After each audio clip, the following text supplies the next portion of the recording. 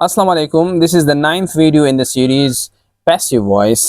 और इस वीडियो में या लेक्चर में हम पैसिव वॉइस और पास्ट कंटिन्यूअस टेस्ट करेंगे। ठीक है, तो ये भी बहुत आसान है। पहले हम इसके स्ट्रक्चर की तरफ आते हैं कि हम कैसे एक्टिव वॉइस सेंटेंस बनाएंगे पास्ट कंटिन्यूअस टेंस में, या जिसको आप पास्ट प्रोग्रेसिव टेंस भी कहते हैं। इस तरह स्ट्रक्चर होता है कि सबसे पहले हम सब्जेक्ट्स लगाते हैं, फिर वाज वर लगाते हैं, और फिर आईएनजी फॉर्म ऑफ वर्ब और ऑब्जेक्ट। आईएनजी क्यों लगाते हैं? क्योंकि ये मैंने सेंटेंस के जो टेंसेस की जो सीरीज़ है, tenses in a unique way, ये प्लेलिस्ट आप देख सकते हैं। वहाँ मैंने आपको बताया था कि कंटिन्यूअस टेंस के लिए हमेशा आप वर्ब आईएनजी फॉर्म लगाएंगे। ठीक है, और आईएनजी फॉर्म हमेशा बी वर्ब के बाद आता है, ये भी मैंने आपको बताया था। और बी वर्ब का सेकंड फॉर्म इसलिए हम यूज़ करते हैं क्योंकि पास्ट टेंस में हम सेकंड फॉर्म यूज़ करते हैं। ठीक है, तो ये तो एक्टिव वॉइस का स्ट्रक्चर हो गया। पैसिव वॉइस जब आप बनाते हैं तो सेम है, ऑब्जेक्ट सबसे पहले लगाएंगे जो सब्जेक्ट बन जाएगा, फिर वही वाज इन वर्ब दोबारा लगाएंगे। लेकिन पैसिव वॉइस के लिए हमेशा हम बी वर्ब लगाते हैं और थर्ड फॉर्म लगाते हैं। तो यहाँ हम बी वर्ब लगाएंगे और थर्ड फॉर्म लगाएंगे, लेकिन यहाँ बी वर्ब मैंने बीइंग लिखा है। क्यों बीइंग लिखा है ये मैं भी ऑलरेडी बता चुका हूँ कि पैसिव वॉइस में जो बी वर्ब हम लगाते हैं, ये बी वर्ब डिपेंड करता है एक्टिव वॉइस में मेन वर्ब पर। हमने मेन वर्ब को देखना है कि मेन वर्ब कौन सा फॉर्म है। अगर फर्स्ट फॉर्म है तो हम बी वर्ब का फर्स्ट फॉर्म लगाएंगे, एज एम आर लगाएंगे। अगर सेकंड फॉर्म है तो हम वाज वर्ब लगाएंगे। अगर थर्ड फॉर्म है तो बी वर्ब का थर्ड फॉर्म बीन लगाएंगे। और अगर आईएनजी फॉर्म है तो बी वर्ब का आईएनजी फॉर्म बीइंग लगाएंगे। तो इस वजह से बीइंग यहाँ यूज हो गया है, क्योंकि मेन वर्ब जो है ये आईएनजी फॉर्म है। या शॉर्टकट आप इस तरह भी समझ सकते हैं कि हमारे पास वाज वर्ब जब भी आ जाए सेंटेंस में, वाज वर्ब और इसके बाद आईएनजी फॉर्म ऑफ वर्ब हो और आप इसका पैसिव वॉइस बनाते हैं, लेकिन आपने ये बात इस बात का ख्याल रखना है कि वर्ब जो है ये ट्रांजिटिव है या नहीं है, मतलब पैसिव वॉइस को चेंज हो सकता है या नहीं है, ऑब्जेक्ट है या नहीं है। अगर है तो फिर आप जब भी वाज वर्ब और आईएनजी फॉर्म ऑफ वर्ब देखें तो वाज वर्ब आप फिर लगाए पैसिव वॉइस में भी, लेकिन पैसिव वॉइस के लिए बी वर्ब का आपने मेन वर्ब के हवाले से फॉर्म यूज करना है। यहाँ मेन वर्ब का आईएनजी फॉर्म है तो बी वर्ब का भी आईएनजी फॉर्म बीइंग लगाएंगे, और फिर इसके बाद इसी मेन वर्ब का आपने थर्ड फॉर्म लगाना है। ठीक है, तो जब भी आप वाज वर्ब आईएनजी फॉर्म लगाएं और इसका पैसिव आप बनाते हैं तो आपने दोबारा वाज वर्ब लगाना है और बीइंग लगाना है और थर्ड फॉर्म ऑफ वर्ब लगाना है। मिसाल के तौर पर सेंटेंसेस को देखें, he was eating apples, he was eating apples. अब देखिए ये पास्ट कंटिन्यूअस टेंस है। क्यों पास्ट कंटिन्यूअस है?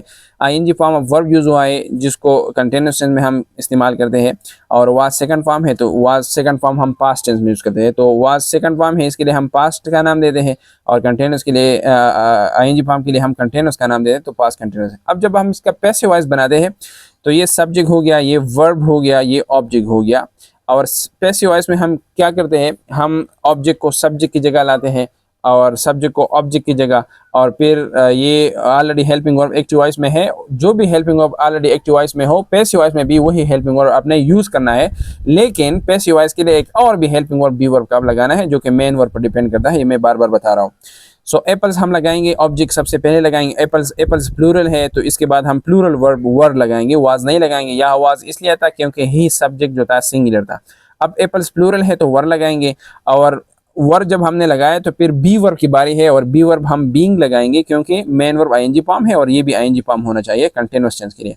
और फिर इसी के बाद हम इस वर्ब का हम थर्ड फॉर्म लगाएंगे जो कि ईटन है, ईट एट ईटन, और फिर बाय फ्रेज बाय हिम। तो पैसिव वॉइस कैसे हो गया? Apples were being eaten by him. दूसरे सेंटेंस को देखिए, I was teaching English, English was being taught by me. Same to same rules apply हुआ है। वाज ऑलरेडी यहाँ है, वाज वर्ब तो दोबारा लगाया, बीइंग इसलिए लगाया क्योंकि हम पैसिव वॉइस बनाते हैं, और पैसिव वॉइस में हम बी वर्ब लगाते हैं, और आईएनजी इसलिए लगाया क्योंकि मेन वर्ब आईएनजी फॉर्म था, और फिर इसी का हमने थर्ड फॉर्म लगाया। ठीक है, ये तो पॉजिटिव सेंटेंसेस का स्ट्रक्चर हो गया। नेगेटिव सेंटेंसेस जब हम बनाते हैं तो ऑलरेडी इसमें हेल्पिंग वर्ब मौजूद है, और ये मैं भी बता चुका हूँ कि जब भी किसी सेंटेंस में हेल्पिंग वर्ब मौजूद हो और आप इसका नेगेटिव बनाते हैं तो सिंपली आपने क्या करना है, उस हेल्पिंग वर्ब के बाद नॉट लगाना है। तो वाज वर्ब के बाद हम नॉट लगाएंगे तो आईएनजी फॉर्म बन जाएगा। ठीक है, और पैसिव वॉइस में भी पहले helping verb, already passive voice में भी वाज वर्ब है। ठीक है, तो इसके बाद हम नॉट लगाएंगे और बीइंग लगाएंगे और थर्ड फॉर्म वर्ब लगाएंगे। She was not cooking the food. तो ये एक्टिव वॉइस में पॉजिटिव सेंटेंस हो गया, पास्ट कंटिन्यूअस टेंस में नेगेटिव हो गया। अब इसका पैसिव वॉइस कैसे बनाएंगे? ही शी जो है ये सब्जेक्ट है, वाज नॉट कुकिंग, आप इसको वर्ब कंसिडर करें, द फूड जो है ऑब्जेक्ट है। ऑब्जेक्ट हम सबसे पहले लगाते हैं पैसिव वॉइस में, तो द फूड हमने लगाया, सिंगुलर है तो इसके बाद वाज ऑलरेडी लगाया। अब नॉट है क्योंकि नेगेटिव सेंटेंस है तो इसके बाद भी हम नॉट लगाएंगे। बीइंग लगाएंगे क्योंकि आईएनजी फॉर्म ऑफ वर्ब यहाँ हुआ है यूज, तो बी वर्ब भी हम आईएनजी फॉर्म यूज करेंगे। और फिर इसके बाद थर्ड फॉर्म, तो the food was not being cooked by her. Same to same positive sentence जो पैसिव वॉइस में आपने बनाया कि English was being taught by me, और आप नेगेटिव बनाते हैं तो सिंपली इस फर्स्ट हेल्पिंग वर्ब नॉट, इसके बाद आप नॉट लगाए, वाज नॉट बीइंग। इस तरह भी है was not being cooked by हर, तो इस तरह ये नेगेटिव सेंटेंसेस बन जाएंगे। क्वेश्चन के लिए भी सेम रूल है, जिस तरह एक्टिव वॉइस में हम क्वेश्चन बनाते हैं तो वाज वर सेंटेंस के बिगिनिंग में लाते हैं, same is the case with passive voice sentences. वहाँ भी आप was and were according to the subjects लगाए, सिंगुलर सब्जेक्ट है तो वाज लगाए, प्लूरल सब्जेक्ट है तो वर लगाए। मिसाल के तौर पर were they eating the dinner, were they eating the dinner, ये क्वेश्चन है पास्ट कंटिन्यूअस में। अब ऑब्जेक्ट डिनर है तो हम सबसे पहले तो हेल्पिंग वर्ब लगाएंगे। डिनर जो है सिंगुलर है तो सिंगुलर के आगे हमने वाज लगाना, क्योंकि जब भी कोई सेंटेंस किसी भी वर्ड से स्टार्ट हो तो पैसिव वॉइस में भी उस वर्ड से आपने सेंटेंस स्टार्ट करना है। यहाँ हेल्पिंग वर्ब है तो यहाँ भी हेल्पिंग वर्ब होना चाहिए क्योंकि क्वेश्चन है। तो वाज इस वजह से लगाया कि डिनर सिंगुलर है, वाज द डिनर। और फिर आईएनजी फॉर्म के लिए बी वर्ब हम बीइंग लगाएंगे, द डिनर बीइंग और eaten by them, was the dinner being eaten by them, question हो गया। और इसी तरह WH क्वेश्चन भी जितने भी है उनका भी सेम टू सेम स्ट्रक्चर है। मिसाल के तौर पर when were they eating the dinner, when was the dinner being eaten by them, या why were they eating the dinner, why was the dinner being eaten by them. तो जिस WH word से question start हो उसी WH word से आपने passive voice भी start करना है। लेकिन जब WH वर्ड हु हो, ये मैं तकरीबन हर वीडियो में बता रहा हूँ, तो फिर आपने हु जो क्वेश्चन है उसको जब पैसिव वॉइस में बनाते हैं तो बाय हुम से डायरेक्टली आपने सेंटेंस स्टार्ट करना है। Who was knocking at the door, so by whom was the door being knocked at, at आखिर में आ जाएगा। ठीक है, तो ये था आज वीडियो पैसिव वॉइस और पास्ट कंटिन्यूअस टेंस के बारे में। अगर कोई मुश्किल हो फिर भी तो आप मुझे कमेंट्स में बताएं, मैं आपको इंशाल्लाह क्लियर करा दूंगा। ठीक है, और भी कोई क्वेश्चन हो तो आप पूछ सकते हैं।